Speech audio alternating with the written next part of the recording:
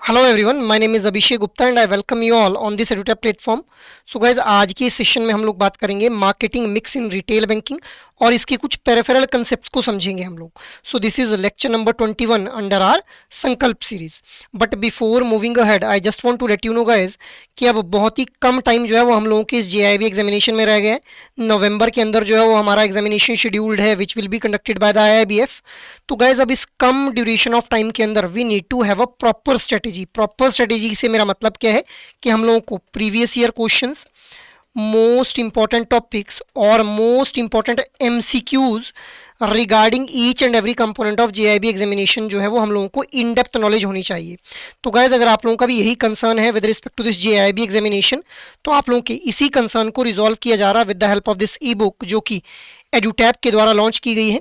अब इस ई बुक का लिंक आप लोगों को इस वीडियो के डिस्क्रिप्शन में मिल जाएगा, जहां से आप लोग previous year questions, most important topics और most important MCQs regarding each and every component of JAIIB examination के बारे में इन डेप्थ एनालिसिस कर पाएंगे गाइस।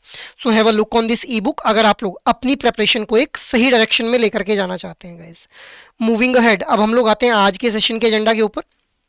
तो गाइज, आज की इस सेशन को हम लोग स्टार्ट करेंगे with the introduction. Guys, introduction के अंदर हम लोग बात करेंगे सबसे पहले कि भाई जो रिटेल बैंकिंग और कॉर्पोरेट बैंकिंग है, इनके बीच के बेसिक डिफरेंस को समझते हैं। देखिए, रिटेल बैंकिंग के अंदर हम लोग जानते हैं कि भाई हमारे पास जो वॉल्यूम ड्रिवन कस्टमर्स हम लोगों को देखने के लिए मिलते हैं। ठीक है, वॉल्यूम ड्रिवन कस्टमर्स से मेरा मतलब क्या है कि अलग अलग तरह के customers, mass number of customers हम लोगों को देखने के लिए मिलते हैं। जबकि कॉर्पोरेट बैंकिंग के अंदर एक स्मॉल सेगमेंट ऑफ कस्टमर्स जो है वो हम लोगों को देखने के लिए मिलते हैं। ठीक है, अब ये जो वॉल्यूम ड्रिवन कस्टमर्स हम लोगों को रिटेल बैंकिंग के अंदर देखने के लिए मिलते हैं, इन्हीं वॉल्यूम ड्रिवन कस्टमर्स की हेल्प से जो है वो प्रॉफिटेबिलिटी जनरेट की जाती है गाइस। ठीक है, प्रॉफिटेबिलिटी जो है वो जनरेट की जाती है बाय द बैंक्स, क्योंकि जितने ज़्यादा नंबर ऑफ कस्टमर्स होंगे उतना ज़्यादा जो है वो बैंक के साथ उन कस्टमर्स के जो है वो अकाउंट्स वगैरह ओपन अप होंगे, उतने ज़्यादा वो प्रोडक्ट और सर्विसेज को अवेल करेंगे बैंक के।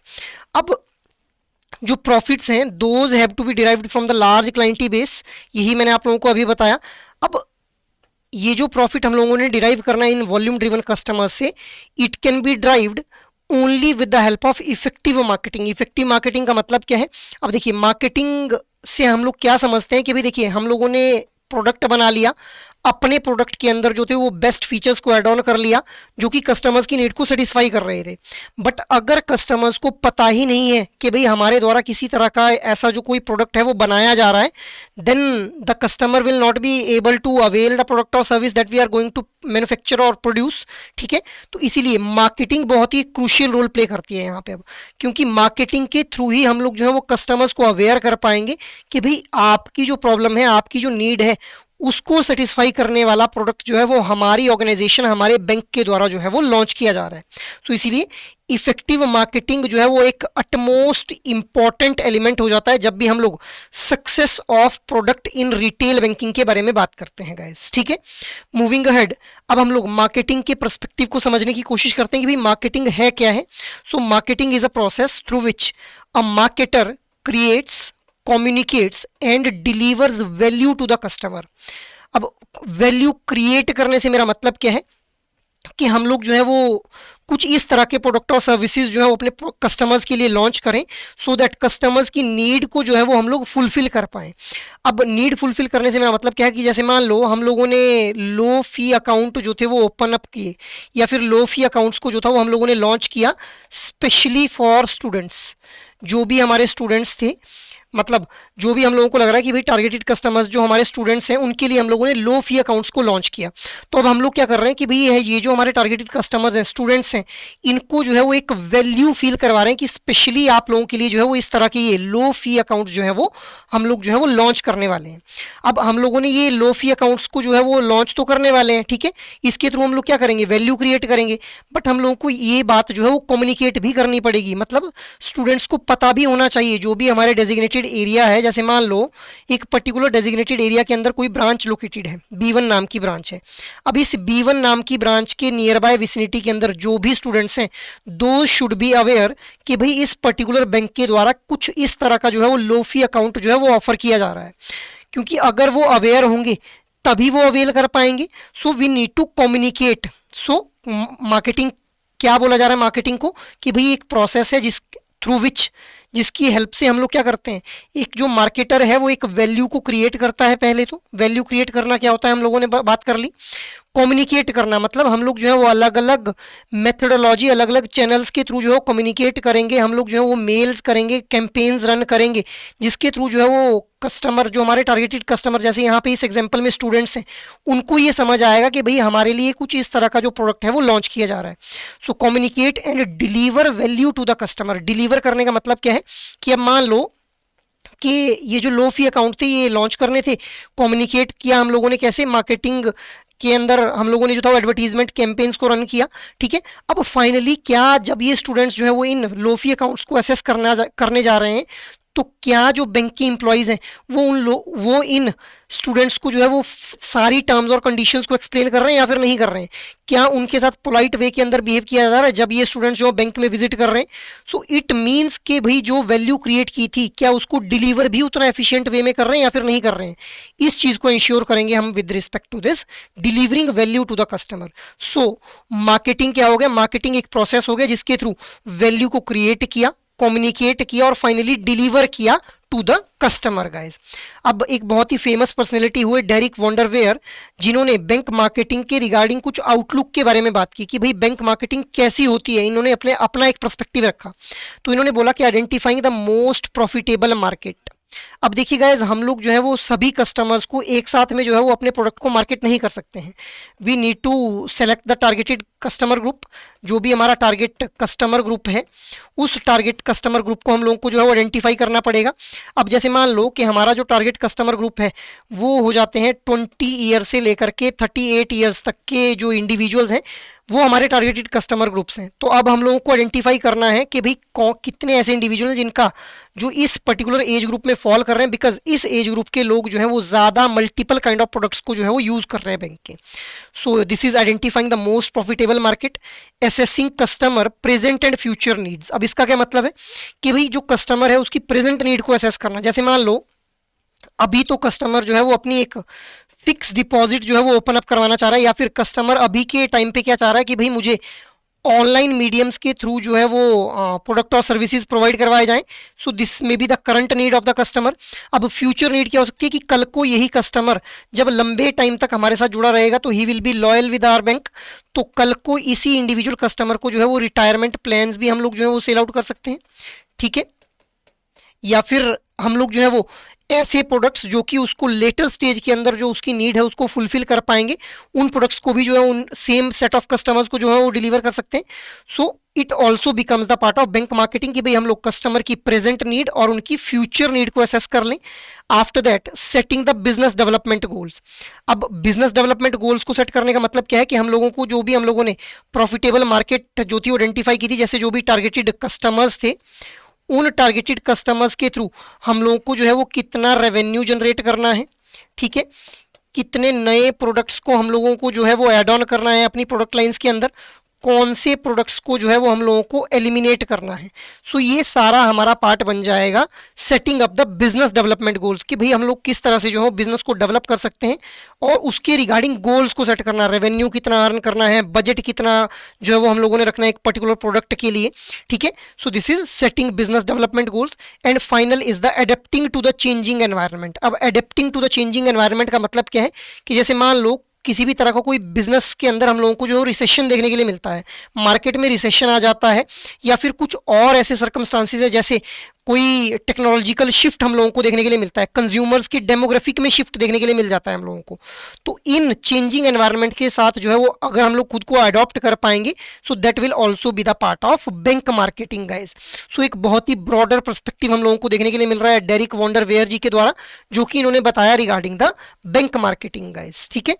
मूविंग अहेड, अब हम लोग बात कर लेते हैं प्रोसेस ऑफ मार्केटिंग के बारे में। सो गाइज देखिए, प्रोसेस ऑफ मार्केटिंग के अंदर जो है वो 4 स्टेप्स हम लोगों को मेजरली देखने के लिए मिलते हैं। सबसे पहला जो स्टेप है that becomes the marketing analysis. So marketing analysis के अंदर हम लोग जो है वो 2 तरह से एनालिसिस करते हैं, स्वॉट एनालिसिस और EIC असेसमेंट। स्वॉट एनालिसिस क्या है, स्वॉट में S stands for strength guys, ठीक है, V for weakness, W for weakness, O for opportunity, ठीक है, and T for threat guys. So हम लोगों को जो है वो, हाँ हम लोग जानते हैं कि हर एक बैंक की कुछ ना कुछ स्ट्रेंथ होती है। जैसे मान लो कोई एक बैंक है जिसकी रेपुटेशन बहुत अच्छी है, कोई एक बैंक है जिसका कस्टमर बेस बहुत ज़्यादा एनलार्ज है, कोई एक बैंक है जिसका एटीएम का नेटवर्क बहुत ज़्यादा फैला हुआ है। So this is the strength. तो इसकी हम लोग जो एनालिसिस करेंगे जब भी हम लोग जो मार्केटिंग करेंगे, तो हम लोग अपने जिस बैंक के लिए, जिस बैंक के द्वारा प्रोडक्ट बनाया जा रहा है उसकी स्ट्रेंथ क्या है उसको एनालाइज किया जाएगा।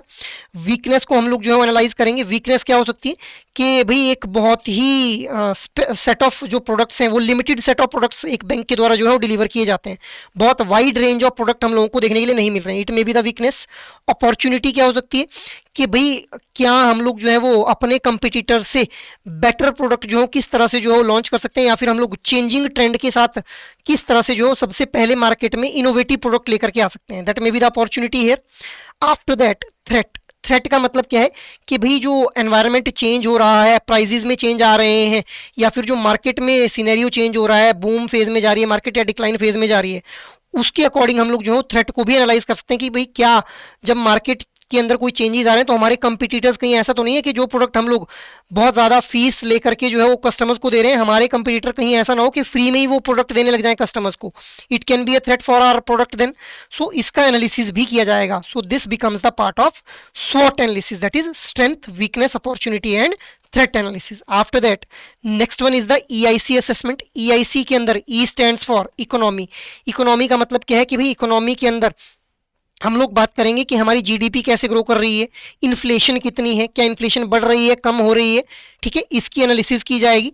आफ्टर दैट हम लोग जो है वो इंडस्ट्री को एनालाइज करेंगे कि हमारी जो पर्टिकुलर बैंकिंग इंडस्ट्री है उसके अंदर किस तरह से जो है मार्केट बिहेव कर रही है, क्या हम लोगों को जो है वो हम लोगों को लॉज और रेगुलेशन जो किस तरह से देखने के लिए मिल रहे हैं, क्या जो सेट ऑफ स्टैंडर्ड्स हैं उनके अंदर कुछ ऐसे चेंजेस किए जा रहे हैं जिस वजह से स्ट्रिंजेंट जो एक्शंस हैं वो लेने पड़ सकते हैं against the customers, because of which we can lose the customer base. So इस तरह से इंडस्ट्री स्पेसिफिक स्टैंडर्ड्स का भी एनालिसिस किया जाएगा।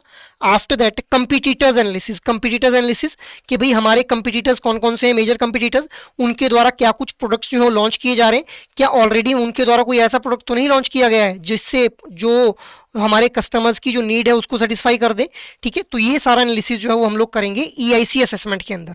So guys this is the first step in marketing analysis. After that next one is the marketing planning. अब marketing planning के अंदर हम लोग देखते हैं कि भाई हम लोग स्ट्रेटेजिक बिजनेस यूनिट्स को जो है वो डिफाइन कर देते हैं, और हर एक स्ट्रेटेजिक बिजनेस यूनिट के लिए जो है वो मार्केटिंग प्लान बनाते हैं। अब स्ट्रेटेजिक बिजनेस यूनिट से मेरा मतलब क्या है, ऑलरेडी वैसे तो हम लोग इसके बारे में बात कर चुके हैं। अब देखिए एक कोई भी ऑर्गेनाइजेशन है, मान लो ABC ऑर्गेनाइजेशन है, इस ऑर्गेनाइजेशन के द्वारा जो है वो मल्टीपल काइंड ऑफ प्रोडक्ट्स को जो है वो मैन्युफैक्चर किया जा रहा है। सो ये जो मल्टीपल काइंड ऑफ प्रोडक्ट्स हैं these will be individually handled by these strategic business units guys, ठीक है। और जो मार्केटिंग की प्लानिंग है, अब यहाँ पे क्या करेंगे, हर एक स्ट्रेटेजिक बिजनेस यूनिट के लिए क्या कुछ मार्केटिंग प्लान होने वाला है, किस तरह से जो मार्केटिंग कैंपेन्स को रन किया जाने वाला है, कौन से चैनल का यूज करके जो मार्केटिंग की जाने वाली है इंडिविजुअल स्ट्रेटेजिक बिजनेस यूनिट के लिए, इसको डिफाइन किया जाएगा। After that next step is marketing implementation. अब यहाँ पे हम लोग क्या करेंगे कि भाई जो लोग उस ऑर्गेनाइजेशन में, जिस ऑर्गेनाइजेशन के द्वारा ये प्रोडक्ट बनाया जा रहा है, जिसकी मार्केटिंग करनी है, क्या उस ऑर्गेनाइजेशन के जो लोग कल्चर, स्ट्रक्चर, डिसीजन और रिवॉर्ड्स, इनकी ब्लेंडिंग हम लोगों को करनी पड़ेगी। मतलब क्या है इस बात का कि जैसे अगर मैं पीपल की बात करूं, सो क्या जो नई स्ट्रेटेजी हम लोग इस प्रोडक्ट को मार्केट करने में यूज करने वाले, क्या जो इंप्लॉइज वहां पे काम कर रहे हैं क्या वो इस स्ट्रेटेजी को सपोर्ट कर रहे हैं या फिर नहीं कर रहे हैं। तो we need to align people along with the strategy with respect to this marketing guys. After that culture, क्या ऑर्गेनाइजेशन के अंदर जो है वो इस तरह का कल्चर है कि भाई जो नई टेक्नोलॉजी, नई स्ट्रेटेजी होती है उसको एकदम से अडॉप्ट कर लेते हैं, या फिर कहीं ऐसा तो नहीं है कि एडवर्स इफेक्ट हम लोगों को इसका देखने के लिए मिलेगा। आफ्टर दैट स्ट्रक्चर का मतलब क्या है कि भाई जो ऑर्गेनाइजेशन का हायरार्किकल स्ट्रक्चर है, क्या उसके अंदर कोई इंपैक्ट तो नहीं देखने के लिए आ जाएगा। ऐसा तो नहीं है कि जो पावर है वो ट्रांसफर होकर के हायर मैनेजमेंट से लोअर मैनेजमेंट के पास चली जाएगी डिसीजन मेकिंग की, ठीक है। जब भी हम लोग कोई नई स्ट्रेटेजी को इंप्लीमेंट करेंगे तो इसको भी हम लोगों को जो है वो अलाइन करना है अपनी मार्केटिंग स्ट्रेटेजी के साथ में। आफ्टर दैट डिसीजन मेकिंग के ऊपर कोई इंपैक्ट तो नहीं देखने के लिए मिलेगा हम लोगों को कि भाई ऐसा तो नहीं है कि डिसीजन मेकिंग की जो अथॉरिटी है वो किसी ऐसे हाथ में ना चली जाए जहां से कुछ गलत डिसीजन हम लोग ले पाए अपनी ऑर्गेनाइजेशन के लिए। तो इसको भी हम लोग जो है वो ध्यान में रखेंगे।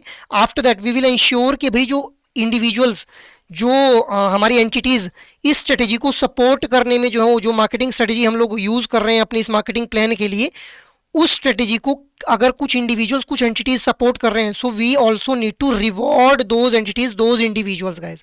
सो ब्लेंड करना है हम लोगों को कल्चर को, ऑर्गेनाइजेशन के स्ट्रक्चर को, डिसीजन मेकर्स को और रिवॉर्ड सिस्टम को भी हम लोगों को जो है वो ब्लेंड करना है। इसी को हम लोग क्या बोल रहे हैं, मार्केटिंग इंप्लीमेंटेशन बोल रहे हैं। The final step in this process of marketing is marketing control guys. अब जो हम लोगों ने अभी तक मार्केटिंग एनालिसिस किया, उसके बेसिस के ऊपर स्ट्रेटेजिक बिजनेस यूनिट्स को डिफाइन कर लिया, प्लानिंग कर ली, इंप्लीमेंटेशन कर ली। अब फाइनली हम लोग क्या करेंगे, इवेलुएट करेंगे कि भाई जो हम लोगों ने मार्केटिंग स्ट्रेटेजी को इंप्लीमेंट किया, क्या उससे हम लोगों को डिजायर्ड आउटपुट मिल पा रही है। अगर डिजायर्ड आउटपुट मिल पा रही है देन इट्स ओके, अदरवाइज हम लोग जो है वो रीस्ट्रक्चरिंग करेंगे अपनी इसी मार्केटिंग स्ट्रेटेजी की, मार्केटिंग प्लानिंग की गाइस, ठीक है। So these all are the 4 steps जो कि हम लोगों को प्रोसेस ऑफ मार्केटिंग के अंदर देखने के लिए मिलते हैं guys. I hope these all steps are clear to you all guys.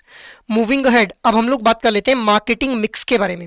अब गाइस देखिए, मार्केटिंग मिक्स का मतलब क्या है कि ये कुछ ऐसे एलिमेंट्स हैं मार्केटिंग के जिनको अगर हम लोग बेस्ट वे में यूटिलाइज करें तो हम लोग जो है वो बेस्ट आउटपुट, बेस्ट रिजल्ट को जो है वो फैच कर सकते हैं गाइस। अब क्या कुछ एलिमेंट्स हम लोगों को देखने के लिए मिलते हैं मार्केटिंग मिक्स के अंदर, product, promotion, price, place, people, process and physical evidence. तो इनको हम लोग जो है 7 P's के नाम से भी जानते हैं गाइस, बिकॉज जो सभी एलिमेंट्स हैं those are starting with P letter itself, ठीक है। पी लेटर से जो है वो स्टार्ट हो रहे हैं, पी अल्फाबेट से स्टार्ट हो रहे हैं, तो इनको हम लोग 7 P's ऑफ मार्केटिंग मिक्स के नाम से भी जानते हैं गाइस, ठीक है। तो अब एक एक करके हम लोग जो है वो इनको डिस्कस कर लेते हैं। तो सबसे पहले बात कर लेते हैं पी फॉर प्रोडक्ट के बारे में। अब देखिए गाइस, बैंक के बिहाफ पे अगर देखा जाए तो प्रोडक्ट क्या हो जाएगा, fix deposit, locker facility, credit card. इसके अलावा प्रोडक्ट मैंने आप लोगों को एक ब्रॉडर कैटेगराइजेशन बताई हुई है कि रिटेल बैंकिंग की अगर मैं बात करूं तो रिटेल एसेट प्रोडक्ट्स, ठीक है। इसके अलावा रिटेल लाइबिलिटी प्रोडक्ट्स, इसके अलावा अदर प्रोडक्ट्स एंड सर्विसेज हमारे रिटेल एसेट प्रोडक्ट्स का पार्ट बन जाएंगे लोन्स एंड एडवांसेस, ठीक है। Along with this retail liability products का पार्ट क्या बन जाएंगे हमारे कासा डिपॉजिट्स, ठीक है, और time deposits, that is FD and RD guys. Along with this जो अदर प्रोडक्ट्स एंड सर्विसेज हैं, इसका पार्ट क्या बन जाएंगे हमारे, जो भी हमारे ऐसे प्रोडक्ट और सर्विसेज है जिनके अंदर रिस्क पार्टिसिपेशन बैंक डायरेक्टली नहीं करता बट उनके थ्रू फी बेस्ड इनकम जो है वो बैंक को जनरेट हो पाती है guys. So these all will be the part of this product. After that price जो हमारा नेक्स्ट पी बनता है, दैट बिकम्स द प्राइस। अब देखिए प्राइस क्या हो जाता है, जब भी एक डिपॉजिट किया जाता है, ठीक है, मतलब कस्टमर्स के द्वारा सेविंग्स अकाउंट के अंदर जो है कुछ फंड को अगर डिपॉजिट किया जा रहा है या फिर एफडी या आरडी के अंदर कुछ अमाउंट को डिपॉजिट किया जा रहा है, तो जो रेट ऑफ इंटरेस्ट कस्टमर को ऑफर किया जा रहा है उस डिपॉजिट के ऊपर, वही क्या बन जाएगा, rate of interest, that will become the price for that particular product guys. और अगर हम लोग इसी तरह से लोन की बात करें, सो लोन हम लोग जानते हैं, अभी मैंने आप लोगों को बताया कि लोन्स और एडवांसेस जो हैं these becomes the part of retail asset products. तो अब इन लोन्स को जब रीपे किया जाता है कस्टमर्स के द्वारा, तो कुछ ना कुछ रेट ऑफ इंटरेस्ट जो है बैंक को पे किया जाता है। तो यही रेट ऑफ इंटरेस्ट जो बैंक को रिसीव होता है in case of these loans, यही क्या बन जाता है, इन लोन्स का प्राइसिंग बन जाती है गाइज।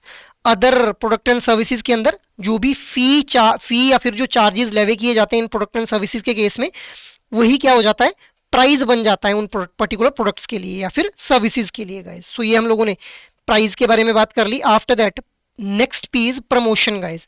अब प्रमोशन बैंकिंग की जो प्रोडक्ट्स हैं उनको कैसे प्रमोट किया जाता है, या तो डायरेक्ट सेलिंग एजेंट्स के द्वारा जिनको हम लोग जो है वो फी बेस्ड इनकम के ऊपर हायर कर लेते हैं, या फिर एडवर्टीजमेंट कैंपेन्स जो है वो रन करती हुई देखने को मिलती हैं हम लोगों को। So these are the ways through which we can promote our products. After that next P is the place guys. अब प्लेस क्या हो जाएगा कि जहां से बैंकिंग की ये जो प्रोडक्ट और सर्विसेज है इनको अवेल किया जा सकता है कस्टमर्स के द्वारा, जैसे बैंक की branches, internet banking and mobile banking के through. So these are multiple ways या फिर मल्टीपल चैनल्स या फिर मल्टीपल प्लेसेस जिनके थ्रू एक कस्टमर के द्वारा जो प्रोडक्ट और सर्विसेज है उनको अवेल किया जा सकता है। After that next P will be the people guys. अब पीपल का पार्ट क्या बनेंगे, सबसे पहले जो ब्रांच का स्टाफ है। अब देखिए गाइस, जब भी एक प्रोडक्ट या फिर सर्विस को जो है वो मैन्युफैक्चर या फिर प्रोड्यूस किया जाता है, तो जो ब्रांच का इंटरनल स्टाफ रहता है वो सबसे पहला जो है वो क्या हो जाता है, कस्टमर हो जाता है। प्राइमरी कस्टमर हमेशा ब्रांच के इंप्लॉयज रहते हैं, क्योंकि उन्हीं से जो है वो रिस्पॉन्स का पता लगता है एक बैंक को। सो पीपल का पार्ट बन जाएंगे ब्रांच बैंक के स्टाफ, ठीक है। इसके अलावा मार्केटर्स मतलब जो इस पर्टिकुलर प्रोडक्ट को मार्केट कर रहे हैं, और कस्टमर्स मतलब कस्टमर्स जो कि एंड यूजर्स हैं, जो टारगेटेड कस्टमर्स हैं उस प्रोडक्ट के, वो सारे ये सभी पार्ट बन जाएंगे हमारे पीपल का गाइज, पीपल के अंदर ब्रांच के स्टाफ से लेकर के मार्केटर से लेकर के जो एंड कंज्यूमर्स जो हमारे टारगेटेड कस्टमर्स हैं, those will be the part of this people guys. After that next P is process. अब देखिए गाइज, प्रोसेस के अंदर हम लोग उन सभी एक्टिविटीज को इंक्लूड करते हैं that allow delivery of product to the customer. मतलब प्रोडक्ट के बनने से लेकर के प्रोडक्ट को डिलीवर जब तक नहीं किया जा रहा है कस्टमर्स को, तब तक जो भी एक्टिविटीज कैरी ऑन की जा रही हैं, those all will be the part of process guys. After that seventh P जो है वो हमारे पास निकल के आता है, दैट इज फिजिकल एविडेंस। अब हम लोग जानते हैं गाइज कि हमारी जो बैंकिंग है it is intangible in nature. अब बैंकिंग इंटेंजिबल होने के बावजूद इसके अंदर टेंजिबिलिटी की टच को कैसे इंट्रोड्यूस किया जाता है? हम लोग डेबिट कार्ड इशू करते हैं कस्टमर्स को, पर्सनलाइज चेकबुक्स इशू की जाती हैं, इसके अलावा पासबुक्स जो है वो इशू की जाती हैं। सो इनके थ्रू क्यों ये इशू की जा रही हैं, या फिर जो फिजिकल ब्रांचेज हैं उनका काम क्या है? क्योंकि उनके थ्रू एक फिजिकल एविडेंस कस्टमर को मिल रहा है कि भाई कस्टमर को ऐसा लग रहा है कि यार मैंने अपना पैसा जो है वो कहीं दिया हुआ है, फिजिकली मैं देख पा रहा हूँ कि ये बैंक है इस जगह पे, इस पर्टिकुलर सेक्टर के अंदर ये बैंक लोकेटेड है। तो एक फिजिकल एविडेंस के तौर पे जो है वो हमारी जो ब्रांचेज हैं वो भी एक्ट करती हैं। इसके अलावा कस्टमर्स को डेबिट कार्ड इशू किए जाते हैं, क्रेडिट कार्ड इशू किए जाते हैं, चेक बुक, पासबुक, ये सभी हमारा काम करती हैं टेंजिबिलिटी इंट्रोड्यूस करने का। So these all will be the part of physical evidence guys. So ये हम लोगों ने 7 पीज को डिस्कस कर लिया with respect to a particular bank guys. इन्हीं 7 पीज को हम लोग क्या बोल देते हैं? मार्केटिंग मिक्स बोल देते हैं। अभी हम लोगों ने डिस्कशन किया इसके बारे में। मूविंग अहेड, अब हम लोग एक बहुत ही कॉमन फिलॉसफी को डिस्कस कर लेते हैं, that is customer is always the king guys. अब देखिए यहाँ पे इमेज के अंदर भी आप लोगों को देखने को मिल रहा है कि भाई जो यहाँ पे इस चेयर या फिर सोफा के ऊपर जो बैठे हुए हैं इनके ऊपर एक क्राउन रखा गया है। तो who is this individual? He is the customer actually. Why customer is the king? अब देखिए the effectiveness of marketing mix जो है इसको जज किया जा सकता है by the response from the customer. आप लोगों ने ये जो मार्केटिंग मिक्स के 7 एलिमेंट्स अभी हम लोगों ने देखे, इन 7 एलिमेंट्स को बेस्ट वे में यूटिलाइज किया या नहीं किया, इसकी असेसमेंट कैसे होगी? जब हम लोग जो है वो कस्टमर से रिस्पॉन्स को चेक करेंगे कि भाई कस्टमर कैसे रिस्पॉन्ड कर रहा है इस प्रोडक्ट के बिहाफ को लेकर, इस प्रोडक्ट के बिहाफ में। तो इसलिए जब भी हम लोग राइट मार्केटिंग मिक्स को जो है वो ड्राफ्ट करते हैं तो हम लोगों को कस्टमर की जो नीड्स हैं उनको अटमोस्ट इंपॉर्टेंस देनी पड़ती है। अब ऐसा नहीं है कि हम लोग जो है वो इन मार्केटिंग मिक्स को अपने अकॉर्डिंग जो है वो इनको बेस्ट वे में मिक्स करने लग जाएं, ऐसा नहीं करना है। हम लोगों को क्या करना है? कस्टमर की जो प्रेजेंट नीड है और जो फ्यूचर नीड है, दोनों तरह की नीड्स को एड्रेस करते हुए इन पर्टिकुलर एलिमेंट्स को जो है वो मिक्स एंड मैच करना है और उसी अकॉर्डिंग फिर हम लोगों को जो है वो अपने प्रोडक्ट को जो है वो मार्केट कर लेना है गाइस। ठीक है, सो ये हम लोग इसीलिए बोल रहे हैं यहाँ पे कि भाई why customer is the king, because ultimately अगर कस्टमर सेटिस्फाइड है तभी हम लोग बोल पाएंगे कि हम लोगों ने जो ये 7 पीस थे इनका बेस्ट यूटिलाइजेशन किया हुआ है गाइस। क्योंकि हम लोगों ने ऑलरेडी समझा हुआ है इस चीज़ को कि भाई रिटेल बैंकिंग के अंदर ultimate aim is to satisfy the customer needs whether those are present need or the future needs guys। ठीक है, moving ahead now there is a question for you guys। अब देखिए guys ये वाला question जो था वो जून 2024 के अंदर फ्रेम किया गया था। what was the question? which of the following techniques can help giving insight into the marketing? SWOT analysis, pestle analysis, SWOT या फिर SOAR guys। so what should be the right answer here? The right answer will be option number A, that is SWOT analysis। अभी हम लोगों ने इसके बारे में discussion किया, strength, weakness, opportunity and threat guys। moving ahead, next question is in today's digital world which of the following elements of marketing mix is considered to have no physical boundary? Product, price, place या फिर physical evidence guys. अब यहाँ पे marketing mix लिख दें, चाहे यहाँ पे 7 पीज लिख दें, one as the same thing guys। so what should be the right answer here? the right answer will be option number C, that is place जो है वो इसकी हम लोगों को कोई भी फिजिकल बाउंड्री देखने के लिए नहीं मिलती है इन टूडेज डिजिटल वर्ल्ड। अब आप लोग जो है वो किसी भी कंट्री में बैठ के किसी दूसरी कंट्री के फाइनेंशियल सर्विसेज के अंदर इन्वेस्टमेंट कर पा रहे हैं, सो किसी भी तरह की फिजिकल बाउंड्री हम लोगों को देखने के लिए नहीं मिल रही है गाइस। ठीक है, मूविंग अहेड, अब देखिए ये वाला क्वेश्चन भी जून 2024 में फ्रेम किया गया था guys. Next question is, this question was framed in October 2024 cycle। Question क्या है? which of the following are not a part of marketing mix in retail banking? Product, price, place and priority. So अभी हम लोगों ने 7 Ps के बारे में discussion किया, तो इनमें से कौन सा जो है वो 7 पीज का पार्ट नहीं बनता है या फिर मार्केटिंग मिक्स का पार्ट नहीं बनता है guys? So option D will be the right one here, that is priority is not a part of marketing mix guys. Moving ahead, next question is, अब ये वाला क्वेश्चन मई 2025 के अंदर जो था वो फ्रेम किया गया था। Question is a case study based question. Sunrise Bank, a new player in the retail banking sector, is strategizing its market entry. They are considering launching a new savings account tailored for young professionals. ठीक है. Their internal team is debating how to define features of this account. They also need to decide on the interest rate to offer, considering both competitors rate and the bank profitability goal. कि भाई competitors के rate क्या है और bank को किस तरह से profitability achieve करनी है, इसको भी ध्यान में रखना है उन्होंने जब भी उन्होंने interest rates को decide करना है कि किस interest rate क्या जो है वो rate of interest offer किया जाने वाला है. Furthermore, they are exploring various advertising channels and community engagement programs to make potential customers aware of the new offering. So which of the following P's of the marketing mix are Sunrise Bank's internal team actively addressing in the first two sentences of the case study? That is defining features and deciding on the interest rate. Your options are product and place, price and promotion, product and price, या फिर people and process, guys. So what should be the right answer here? Right answer will be option number C, that is product and price, guys. So option C जो है वो बिल्कुल सही answer हो जाएगा हमारा यहाँ पे. Moving ahead, next question is according to Derek Wonderware, a core component of the bank marketing involves focusing effort on the segment that will yield the highest return. This is best described as assessing customers' present and future need, setting business development goals, identifying the most profitable markets, या फिर adapting to the changing environment, guys. What should be the right answer here? अब जो Derek वॉन्डरवेयर है इनके द्वारा जो bank marketing को लेकर के एक आउटलुक दिया गया था उसी के रिगार्डिंग ये क्वेश्चन फ्रेम किया गया है. Right answer will be option number C, that is identifying the most profitable market, guys. So this was a brief discussion, guys. अब इसके अलावा I just want to let you know, guys, कि अगर आप लोग किसी भी तरह की गाइडेंस चाहते हैं with respect to your JAIIB examination, so आप लोग जो है एडुटैप की वेबसाइट के ऊपर विजिट कर सकते हैं जहां पे आप लोगों को कोर्सेज नाम का टैब दिखेगा. कोर्सेज नाम के टैब के ऊपर जाते ही आप लोगों को जेआईबी कोर्सेज के ऊपर जो है वो क्लिक कर लेना है. After that you will be scrolling down जहां पे आप लोगों को जेआईबी के लिए जो कंप्लीट मास्टर कोर्स है वो देखने के लिए मिल जाएगा. अब इस कंप्लीट मास्टर कोर्स के अंदर आप लोगों को एएफएम, पीपीबी, आरबीडब्ल्यूएम और आई&आईएफएस चारों कंपोनेंट्स के लिए लाइव क्लासेस, कंसेप्ट नोट्स और मॉक टेस्ट जो है वो प्रोवाइड किए जाएंगे, गाइस.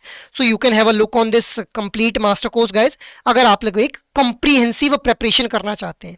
बट अगर आप लोग चाहते हैं कि भाई हम लोगों ने खुद को एक सिंगल कंपोनेंट के मास्टर कोर्स में एनरोल करना है, then this option is also there with you, guys. आप लोगों को सिर्फ सिंगल ऑप्शन के ऊपर क्लिक कर लेना है जहां से आप लोग आई&आईएफएस, पीपीबी, एएफएम और आरबीडब्ल्यूएम चारों इंडिविजुअल कंपोनेंट्स के लिए जो मास्टर कोर्सेज हैं उनके अंदर खुद को एनरोल करवा पाएंगे, guys. So you can have a look on these particular master courses, guys, अगर आप लोग किसी भी तरह की गाइडेंस चाहते हैं with respect to your JIB preparation. So that is all from my side for this particular session. I hope ये सेशन आप लोगों को अच्छे लग रहे हैं. अगर एक्चुअल में ये सेशन आप लोगों को पसंद आ रहे हैं तो इन सेशंस को लाइक, शेयर और सब्सक्राइब कर लें. और अगर आप लोगों की कोई भी क्वेरी हो तो आप लोग मेल कर सकते हैं hello@edutap.co.in के ऊपर. जय हिंद.